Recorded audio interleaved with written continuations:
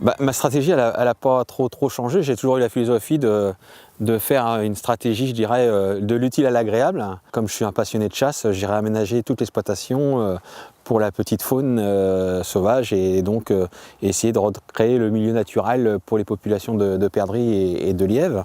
Et donc du coup, j'ai redessiné mon parcellaire avec des parcelles sur des maximums de 12 hectares, avec des séparations de bandes enherbées. Et puis elle a un deuxième plus, c'est que elle comporte pas mal de scarabs, donc pas la première année, mais au bout de 3-4 ans, on a des stocks de scarabs qui sont importants dans ces bandes enherbées, qui permet justement de manger les limaces en bordure des cultures, entre autres des céréales comme le blé qu'il y a ici.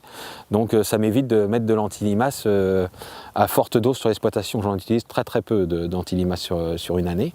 Je fais tout pour qu'on utilise le moins possible de pesticides et d'intrants pour trouver le juste milieu en termes économiques comme en termes de tout ce qui est intrants pesticides, quoi.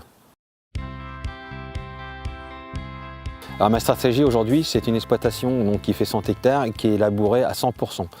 Si on veut éviter de mettre trop de pesticides, il faut faire des faux semis régulièrement. Le système, il a été fait avec 5-6 cultures. Certaines cultures, économiquement, n'étaient plus aussi rentables qu'elles l'ont été.